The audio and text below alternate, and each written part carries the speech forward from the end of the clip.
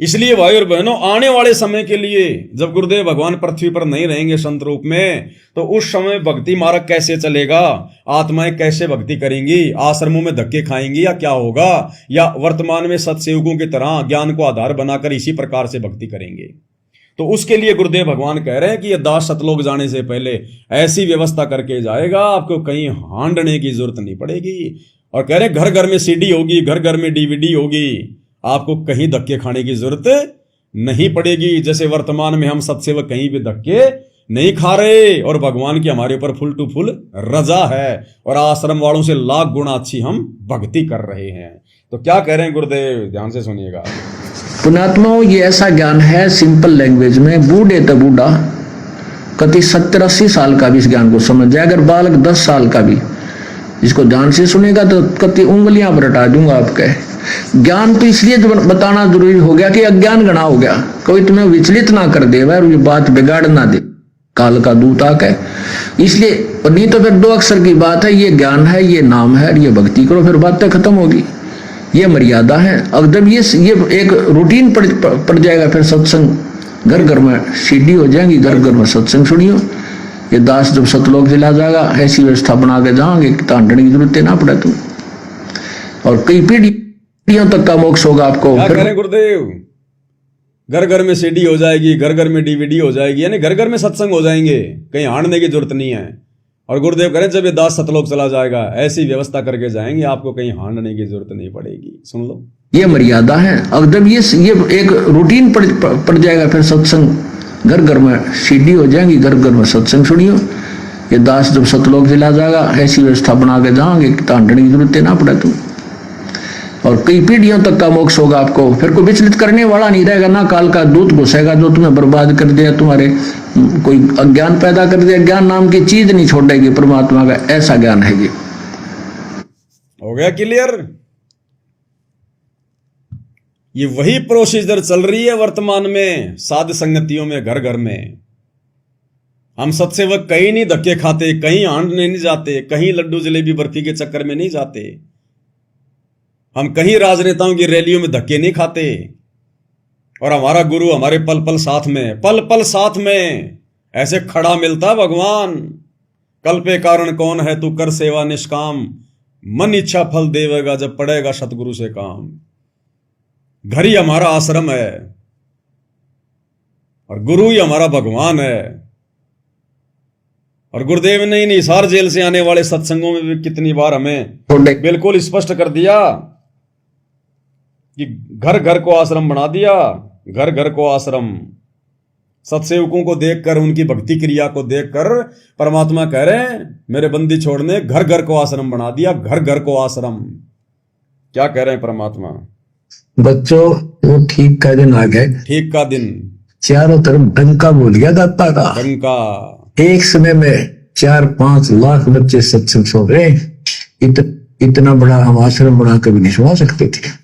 गुरुदेव कह रहे हैं इतना बड़ा तो हम आश्रम बनाकर भी सत्संग नहीं सुना सकते थे। 4-5 लाख बच्चे एक ही समय में यूट्यूब पर सत्संग सुन रहे हैं घर बैठे बैठे। कहते हैं इतना बड़ा तो हम आश्रम बनाकर भी नहीं सुना सकते। अरे भाई, धनाना आश्रम है तो सही। ये लोग कहते हैं उसमें 12 लाख लोग बैठ के सत्संग सुन सकते हैं, और गुरुजी तो उसको रिजेक्ट कर रहे हैं कि एक ही समय में 4-5 लाख बच्चे घर बैठे सत्संग सुन रहे हैं सोशल मीडिया पर। इतना बड़ा तो हम आश्रम बनाकर भी नहीं सुना सकते थे। इसका मतलब ये आश्रम गुरुदेव का नहीं है, गुरुदेव के आशीर्वाद से नहीं है। ये संकेत होते हैं संतों के। शब्द सैन सतगुरु की पहचान है, पावे अटल सुहागरे। अन्यथा गुरु जी की वाणी तो फिर झूठी हो जाएगी। आने वाले समय में लोग कहेंगे कि गुरु जी आप ये कैसे कह सकते हैं कि 4-5 लाख बच्चे एक जगह बैठ के सत्संग नहीं सुन सकते, इतना बड़ा तो हम आश्रम भी नहीं बना सकते। जबकि धनाना आश्रम तो उस समय गुरुजी हो गया था तैयार। जब आप ये हिसार जेल से भेज रहे थे उस समय धनाना आश्रम तो तैयार था, उसमें तो सत्संग चल रहे थे, उसमें तो 12 लाख लोग बैठ के सत्संग जो है वो सुन सकते हैं।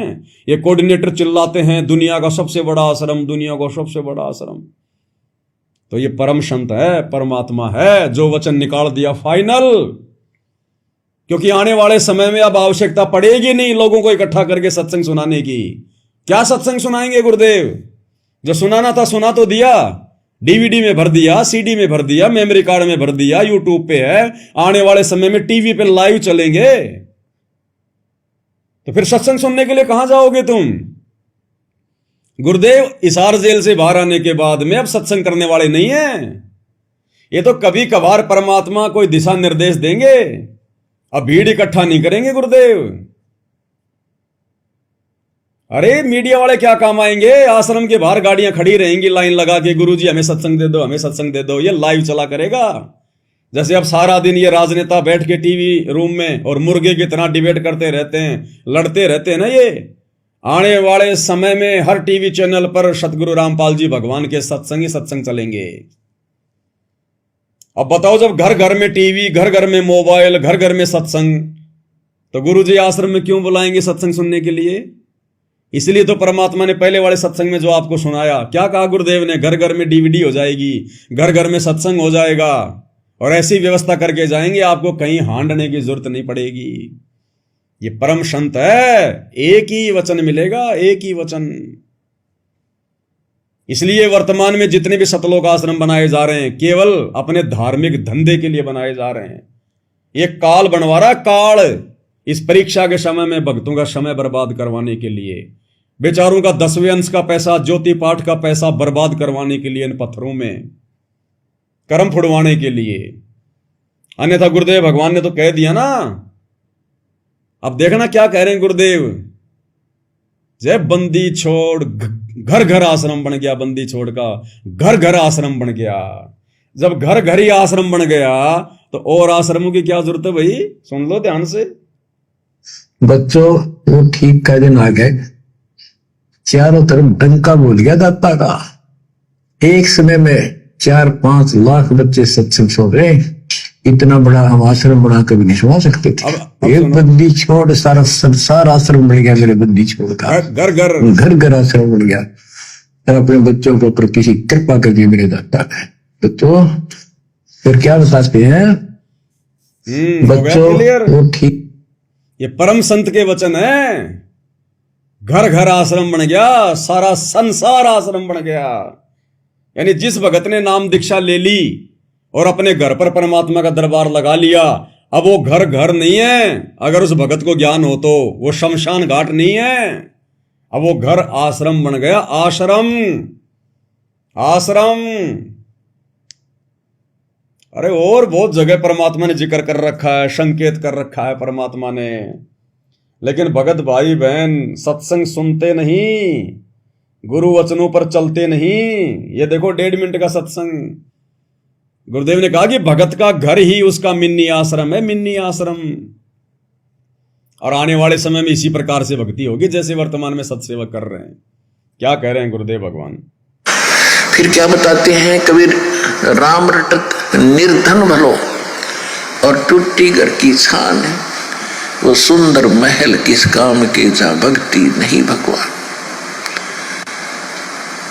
पुण्यात्माओं, आज परमात्मा के बच्चे जिनको दीक्षा प्राप्त हो चुकी है, उसके परिवार के अंदर एक मिनी आश्रम बन गया। मिनी आश्रम ऐसा स्थान बनाया जाता है जहाँ भगवान के स्वरूप को रखते हैं, दरबार, जहाँ परमात्मा की ज्योति जलाई जाती है। दरबार में सभी उठकर वहाँ प्रणाम करते हैं। सुबह और शाम दोपहर को भगवान की चर्चा चलती है, रमैणी होती है, आरती होती है, सुबह के नित्यनेम होते हैं। फिर दिन में जब भी टाइम लगता है, कोई मंत्र कर रहा है, कोई सिमरन सतनाम का कर रहा है, तो कितना माहौल बदल गया ना। उसमें बकवाद बतलावा वो न बोला, वो न बोला, उसका नाश होगा, उनका ऐसे नुकसान होने वाला है, वो ऐसे गलती करते हैं। तो इस तरह की बकवादें बतला के उस परिवार, उस घर के अंदर हम ये कुविचार छोड़ देते थे। क्या कह रहे हैं गुरुदेव कि उपदेश लेने के बाद भगत का घर उसका मिनी आश्रम बन जाता है, जहां परमात्मा की चर्चा होती है, सत्संग सुनते हैं, आरती करते हैं, दंडवत करते हैं। ना तो उसमें बकवाद चलें, इधर उधर की बातें चलें, कोई राजनीति की बातें चलें, और दिन भर में इतने कुविचार उस घर पर छोड़ देते हैं। और सबका दिमाग डिस्टर्ब रहता है। अब ये कुविचार भाई और बहनों इन आश्रमों में छोड़े जा रहे हैं। इन आश्रमों में ये राजनीति की बातें इन आश्रमों में होती कि नहीं होती है? ये राजनेता इन आश्रमों में आते कि नहीं आते हैं? दुनिया भर के फालतू के लोग आश्रमों में आते कि नहीं आते? आश्रम में गए भक्तों को बसों में बैठाकर राजनेताओं की रैलियों में ले जाते कि नहीं ले जाते? नकली कबीर पंथियों की कबीर जयंती मनवाने के लिए ले जाते कि नहीं ले जाते? अब ये कुविचार वाले काम इन आश्रमों में हो रहे हैं तो मालिक तो अंतर्यामी है। इसलिए पहले कह दिया भगवान ने कि जो भक्ति तुम घर बैठकर कर सकते हो, ज्ञान को आधार बनाकर, घर को आश्रम बनाकर, गुरु को भगवान मानकर, वो भक्ति तुम लाख जन्म भी आश्रमों में नहीं कर सकते। अरे आश्रम तो मान बढ़ाई के गढ़ होते हैं, मान बढ़ाई और अहंकार के गढ़। वहां तो सेवादार आपस में है, मैं छोटा सेवादार, वो बड़ा सेवादार, उसकी शिकायत लगाओ, उसकी शिकायत भेजो गुरु जी के पास में, उसकी एंट्री कराओ, उसकी नो एंट्री कराओ। राग द्वेष ईर्ष्या आश्रमों में भक्ति नहीं होती। एक बार सतलोक आश्रम बरवाड़ा में एक भगत था, कोई अट्टा कट्टा सा, उसने देखा भाई गुरु जी के तो आगे पीछे बॉडीगार्ड घूम रहे हैं, मैं भी लगा दूं फार्म। तो उस भगत ने दर्शनों के समय जब गुरुजी आशीर्वाद देने आते हैं तो उसने कहा कि गुरुजी मैं आपका बॉडीगार्ड बनना चाहता हूं। तो गुरुजी ने कहा अरे भक्ति करनी है तेने चौधरी बनना है? बोला जी भक्ति करनी है तो बोला बैठ के बोले वो अपनी लेके माला सुमरण कर, और अगर तेरे को चौधरी बनना है, अगर तेरे को प्रभु पाकना है तो भाई तू बॉडीगार्ड के फार्म भर दे। तो ये हाल है भाई और बहनों इन आश्रमों में। ऐसे ही एक बार एक बिहार की माई थी, बेचारी बुढ़ी सी। अब भगत की तो ये इच्छा होती है कि भाई जो गुरु जी के आसपास रहते हैं, 24 घंटे घूमते फिरते हैं, ये तो बहुत अच्छे भगत होंगे, बहुत बड़े पहुंचे हुए महापुरुष होंगे, ये तो दुर्वासा की तरह। तो ऐसे दर्शनों के समय वो माई के भी मन में जिज्ञासा हुई कि गुरु जी से पूछा जाए। तो माई के पास जब गुरु जी आए आशीर्वाद देने के लिए तो माई ने कहा कि गुरु जी बोले सबसे पहले तो ये भगत पार होंगे जो आपके आसपास घूम रहे हैं, ये ले लेके बंदूक आपके बॉडीगार्ड बने हैं, दिन में 20 बार आप इनको आशीर्वाद देते हो, ये दिन में 20 बार आपको दंडवत करते हो। तो गुरुदेव ने कहा कि कहीं वही माई की बातों को सुनकर आसपास की जो है माई बहनों को कोई मन में शंका ना हो जाए। तो गुरुदेव ने कहा कि माई एक बात बता, डॉक्टर सबसे ज्यादा देखभाल कौन से मरीज की करता है? कौन से मरीज के पास में डॉक्टर रहता है? कौन से मरीज को अपने पास रखता है ज्यादा? बोला जी डॉक्टर तो उसी मरीज को ज्यादा देखेगा, उसी के आसपास रहेगा जो ज्यादा बीमार हो, आईसीयू में भर्ती हो, बचने की उम्मीद कम हो। तो गुरुदेव ने कहा कि माई ये जितने भी जो मेरे आसपास तेरे को जो मेंढक की तरह ही फुदकते हुए दिखाई दे रहे हैं ना, बॉडीगार्ड और सोडीगार्ड, ये सारे के सारे आईसीयू में भर्ती हैं। ये बहुत कमजोर संस्कारों की आत्मा है ये। अगर मैं इनको अपने आसपास ना रखूं तो ये जरा भी मर्यादा में ना रहें और काल इनको कब का उठा के ले जाए। ये इतनी बिगड़ी हुई आत्मा है ये। इसलिए इनकी जान बचाने के लिए, इनमें भक्ति का अंश जो है वो प्रवेश करवाने के लिए मैं जानबूझ के इनको अपने पास में रखता हूं। माई समझ गई और गुरुदेव ने कहा कि जाके चुपचाप बैठ के अपनी माला हाथ में लेके सिमरण कर ले, इस चक्कर में ना पड़ना कौन पहले जाएगा और कौन बाद में जाएगा।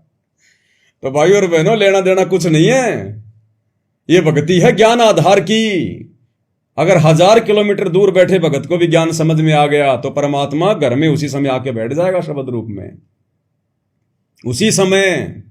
इन आश्रमों में गुरु को परमात्मा नहीं माना जाता, ना किसी ने माना। गुरु को मानुष माना जाता आश्रमों में, मानुष। एक बार एक दिल्ली का वकील है सुरेश, वो करोथा कांड के उनके मुकदमों को देख रहा था, भगत भी था वो। अभी आश्रम वाले और जितने भी लोग थे मैन ये बलजीत वगैरह, रामनिवास छावड़ार, गुरु जी का भाई महेंद्र और बड़े बड़े 5-7 उस भगत को हेल्प नहीं कर रहे थे, कोई मदद नहीं कर रहे थे विशेष कोई। तो गर्मी का टाइम था, बेचारा एक बार दुखी होके आश्रम में आया। अब उस समय गुरुजी अंदर हॉल में बैठे थे एक चेयर पर, और ये सारे के सारे चौधरी भी वहीं खड़े थे, महेंद्र वगैरह सारे, बलजीत वगैरह। ये वो सुरेश भगत आया, दोपहर का समय था, जेठ का महीना, पसीने में पसीना हो रहा। उधर से ये मैनेजमेंट वाले उसका कोई सहयोग नहीं कर रहे थे। तो आते ही सबसे पहले गुरुजी को लंबा दंडोत किया, फिर वहीं गुरुजी के चरणों में बैठ गया और बोला गुरुजी, दुखी होके बोला बोला आज अच्छा मौका मिल गया। बोला गुरुजी, बोले हाँ भाई सुरेश, बोला ये जितने भी खड़े हैं ना ये आपको परमात्मा नहीं मानते। और वो तो इसलिए कह रहा था ये बात कि भाई ये लोग मेरी कोई हेल्प नहीं कर रहे, कोई मदद नहीं कर रहे, सारा काम मैं कर रहा हूं, भागा दौड़ी। तो बोला गुरुजी ये जितने भी खड़े हैं ना ये आपको परमात्मा नहीं मानते। तो गुरुजी दुखी मन से घुटनों पर हाथ रख के खड़े हुए और चलते हुए बोले बेटा सुरेश, तू तो परमात्मा मानने की बात कह रहा है, ये तो मुझे गुरु भी ना मानते। अरे परमात्मा तो बहुत दूर की बात है, ये मुझे गुरु भी नहीं मानते।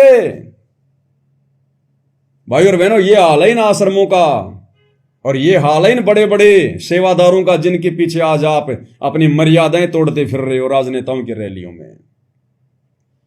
इसलिए परमात्मा ने बार बार सत्संगों में जिक्र किया कि जो भक्ति घर पे बैठ के हो जाएगी, ज्ञान को आधार अगर तुम जिस दिन बना लोगे ना, जिस दिन तुमने ज्ञान को आधार बना लिया और अपने गुरु में परमात्मा देखना शुरू कर दिया, फिर वो कस्तूरी वाले हिरण की तरह परमात्मा तुम्हारी गर्दन पकड़ के तुम्हारी नाभि के अंदर कर देता है कि देख बेटा यहां से आ रही हो महक, ये महक बाहर नहीं है, भगवान आश्रम में नहीं है, भगवान तो तेरे अंदर ही है, पहचान इस ज्ञान को। और जो शब्द दे दिया गुरुदेव ने, शब्द गुरु चित चेला रे, एक डाल पे दो पंछी बैठे, कौन गुरु कुन चेला रे, रामानंद को कहे कबीरा, शब्द गुरु चित चेला रे। कि तेरे गुरु ने तेरे को जो वचन दे दिया, जो मर्यादा दे दी, जो नाम दे दिया, उसके ऊपर दृढ़ होके भक्ति कर, वही तेरा गुरु है। अन्यथा तेरा गुरु तो सदा थोड़ी रहेगा, कल को तेरा गुरु भी सतलोक जाएगा, फिर क्या करेगा, तू तो भक्ति छोड़ देगा कि मेरा गुरु तो सतलोक गया, मेरा गुरु तो धरती पर है ही नहीं, अब मेरे को कौन बचाएगा, मेरी कौन रक्षा करेगा, मैं कैसे भक्ति करूंगा। तो हमने शब्द को अपना गुरु बनाना है, सत्संगों को अपना गुरु बनाना है, मर्यादाओं को अपना गुरु बनाना है, इनको टूटने नहीं देना है। घट ही में गंगा, घट ही में जमुना, घट ही में जगदीश सतगुरु तारेंगे। इसलिए गुरुदेव भगवान कह रहे हैं कि नाम दीक्षा लेने के बाद में एक ऐसी जगह बनाई जाती है घर पर, जहां परमात्मा का दरबार होता है, ज्योत जलती है, दंडवत करते हैं, आरती करते हैं, सत्संग सुनते हैं, सुमरण करते हैं। ना तो उसमें फालतू की बकवास चले, फालतू की बातें चलें, और वो कुविचार उस घर में छोड़ देते, हम सबका दिमाग डिस्टर्ब रहता। अब ये कुविचार इन आश्रमों में छोड़े जा रहे हैं भाई और बहनों। अन्यथा गुरुजी ने तो कह दिया कि अगर ज्ञान है तो घर पे बैठ के भक्ति कर ले अपनी। अरे आश्रम में भी जाएंगे, लेकिन कब? जब हमारा गुरु आश्रम में होगा और जब हमें वहां जाने का आदेश होगा तब जाएंगे। अब क्या लेके हम वहां पर? अब क्या वहां पर टिंडे लेने जाएंगे हम वहां पर? ये जाने वाले वहां से मर्यादा तोड़ तोड़ के आ रहे हैं, तो हमें क्या मिलेगा वहां पर? अगर तुम आश्रमों में जाओगे, वहां पे ये लोग अपनी मनमानी करेंगे। लो जी, रात को सब 400 बसें आ गई हरियाणा रोडवेज की, अब आपको कहेंगे चल भाई पवन दास बैठ इस गाड़ी में, और तेरे साथ जयपुर से जितने भगत आए सबको बैठा, चलो चलो सिरसा चलेंगे, वहां पर कबीर जयंती है और मुख्यमंत्री जी आ रहे हैं। अब पवन दास उस गाड़ी में बैठ गया तो मर गया, क्योंकि मर्यादा टूटी, और नहीं बैठा तो फिर वो कोऑर्डिनेटर तोड़ देंगे, फिर वो आश्रम वाले तोड़ के रख देंगे देई। तो भाई दोनों तरफ से मरना है वहां, तो उधर कूदे तो कुआ, पीछे कूदे तो खाई, तो क्या करेंगे वहां जाकर? इसलिए इन आश्रमों की ना तो वर्तमान में कोई आवश्यकता थी, ना भगवान ने एक से ज्यादा कहीं आश्रम बनाए। हमारा आश्रम हमारा घर है, अगर आपको ज्ञान समझ में आ गया तो। नहीं तो भाई फिर उस कस्तूरी वाले हिरण की तरह पूरी जिंदगी तुम धक्के खाते रहोगे फिर। इसलिए गुरुदेव क्या कह रहे हैं, दोबारा ध्यान से सुन लो शुरू से। फिर क्या बताते हैं कबीर, राम रटत निर्धन भलो और टूटी घर की छान है, वो सुंदर महल किस काम के जहां भक्ति नहीं भगवान। पुण्यात्माओं, आज परमात्मा के बच्चे जिनको दीक्षा प्राप्त हो चुकी है, उसके परिवार के अंदर एक मिनी आश्रम बन गया। ऐसा स्थान बनाया जाता है जहाँ भगवान के स्वरूप को रखते हैं, जहाँ परमात्मा की ज्योति जलाई जाती है। सभी उठकर वहाँ प्रणाम करते हैं। सुबह और शाम दोपहर को भगवान की चर्चा चलती है, रमैणी होती है, आरती होती है, सुबह के नित्यनेम होते हैं। फिर दिन में जब भी टाइम लगता है, कोई मंत्र कर रहा है, कोई सीमन सतनाम का कर रहा है तो कितना माहौल बदल गया ना। उसमें बकवाद बतलावा वो न बोला उसका नाश होगा है, उनका ऐसे नुकसान होने वाला है, वो ऐसे गलती करते हैं। तो इस तरह की बकवादें बतला के उस परिवार उस घर के अंदर हम ये कुविचार छोड़ देते थे। फिर वो कुविचार हमारे मस्तिष्क में टकराते रहते थे, हमें डिस्टर्ब रखते थे।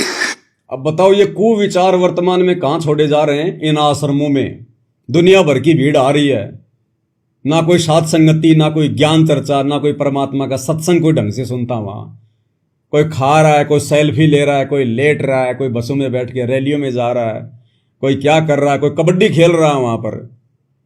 और वही फिर विचार आपस में टकरा टुकरो के सबके दिमाग इनके डिस्टर्ब है, फिर किसी को भी सद्बुद्धि नहीं आ रही। यह हाल है इन आश्रमों का। शांति नहीं होने देते हैं।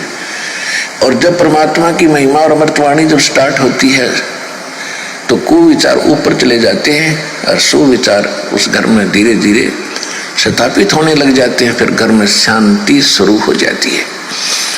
ये तो बताओ, ये माहौल तो सत्सेवकों का है। सत्सेवकों का या तो अपनी सेवा करेंगे या परमात्मा का सुमरण करेंगे। दिन में कितनी बार गुरु जी को भोग लगेगा, विधिवत आरती करेंगे और माली की चर्चा चलेगी, अगर चलेगी तो, नहीं तो मुंह हमारा बंद ही रहेगा, अपना ध्यान परमात्मा के चरणों में रहेगा या सत्संग सुनते रहेंगे। पाठ की वाणियां 24 घंटे धीरे धीरे पाठ की वाणियां चलती रहती हैं। और अब तो ऐसा हो गया है, अगर पाठ की वाणियां ना चलें तो हमारे को नींद ही नहीं आती है। जैसे माँ अपने छोटे बच्चे को लोरी सुनाती है ना, कोई कथाएं सुनाती है और उसको यूं करती रहती है, अपने गोद में लेकर वो सो जाता है। अगर वो माँ उसको हिलाना बंद कर दे, लोरी सुनाना बंद कर दे तो बच्चा फिर जाग जाता है। तो हम सत्सेवकों घरों में जब से भगवान की पाठ की वाणियां चल रही हैं, पूज्य गुरुदेव भगवान के मुखारविंद से, अगर वाणियां नहीं चलती है तो हमारे को नींद भी नहीं आती। ऐसा लगता है जैसे कुछ सूना सूना सा हो गया। तो बताओ फिर भगवान कहां है, परमात्मा कहां है? ये भक्ति ऐसे चलेगी आने वाले समय में? ये परमात्मा रिहर्सल करके देख रहे हैं, चेक कर रहे हैं। हिसार जेल में बैठकर कहते हैं ना गुरुदेव कि बच्चों, हिसार जेल में बैठ के मैं देख रहा हूं तुम्हारी रहनी करनी, कि मेरे सतलोक जाने के बाद में इस मार्ग को तुम कैसे चलाओगे जी। उसमें जब जब भूल पड़े उस पुस्तक में लिखा हुआ ना कि वर्तमान में मैं जेल में बैठ के तुम्हारी रहनी करनी देख रहा हूं कि मेरे सतलोक जाने के बाद मिशन को कैसे चलाओगे। तो परमात्मा यही तो चेक कर रहा है कि मेरे मिशन को चलाने के योग्य कौन बन रहे हैं और इसको बर्बादी की तरफ ले जाने वाले कौन है। तो ये आश्रम वाले तो नित दिन बर्बादी की तरफ लेके जा रहे हैं, बर्बादी की तरफ है। तो आने वाले समय में भाई और बहनों, सेवादार भी चेंज होंगे, मैनेजमेंट भी चेंज होगा, पूरा सिस्टम चेंज होगा परमात्मा का। बहुत मौका दे दिया परमात्मा ने इनको, बहुत मौका दे दिया मालिक ने, लेकिन ये लोग अपनी हरकतों से बाज नहीं आए। परमात्मा कहते हैं, काल को जीव कहीं नहीं माने और कोट सुने जो ज्ञाना, और जैसे लाख अग्नि में पिंगले और बिछुड़ते काट समाना। जैसे सर्प चंदन लिपटाई, तन भया शीतल पर विष नहीं जाई। तो कुछ नहीं बदला इन लोगों का, कुछ भी। कोटि वर्ष करो संगत संतों की, पत्थर का जल में क्या बीज है। एक चंदन बन में रंग ला दे, बाट बिसंबी ना सीज है। तो ये तो पत्थर की तरह है, पत्थर की तरह। गुरुदेव कहते हैं, पानी में किसी भी चीज को डालोगी वो निर्मल हो जाएगी, मुलायम हो जाएगी। लेकिन एक पत्थर ऐसी वस्तु है, अगर उसको आप लाख वर्ष भी अगर उसको आप उसमें डाल के रखो और बाहर निकालो और दूसरे उस पत्थर के साथ में रगड़ो तो चिंगारी निकलेगी। उस पत्थर के ऊपर उस जल का कोई असर नहीं होता। तो जो काल की आत्मा होती हैं, जो काल प्रेरित जो भगत होते हैं, उनके ऊपर सतगुरु के वचनों का, सत्संग का कोई असर नहीं होता। जब तक वो सतगुरु के साथ में रहेंगे, एक नंबर के भगत लगेंगे, एक नंबर के। जैसे सर्प चंदन लिपटाई, तन भया शीतल पर विष नहीं जाई। चंदन के पेड़ में शीतलता होती है और सांप में जहर बहुत होता है, उसके अंदर उसकी अपनी गर्मी होती है जहर की। तो गुरुदेव ने बताया, जब वो सांप उस चंदन के पेड़ के लिपट जाता है शीतलता प्राप्त करने के लिए, तो ऐसा हो जाता बिल्कुल जैसे तो साधु बन गया। और जरा सा उसको कोई छेड़ दे तुरंत फन उठा लेता है जहर मारने के लिए, डंक मारने के लिए।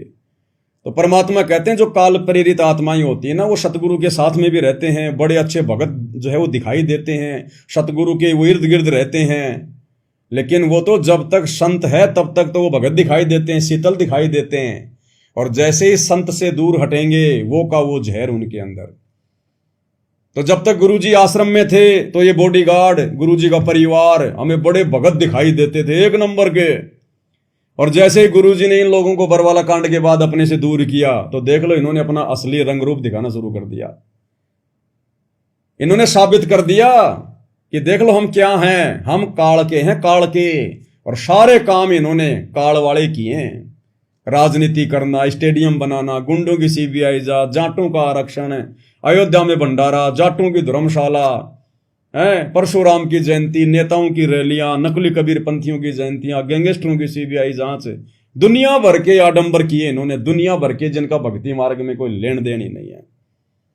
तो भाई और बहनों, परमात्मा के वचन झूठे नहीं हो सकते जो गुरुदेव ने बता दिए, लेकिन संत डायरेक्ट इशारा ना करके और संकेतों में बताता है, संकेतों में। और संकेत जो समझेगा वही तो ज्ञान पर दृढ़ होकर आगे बढ़ेगा। और ये संकेत समझने की दया केवल सत्सेवकों पर हुई है।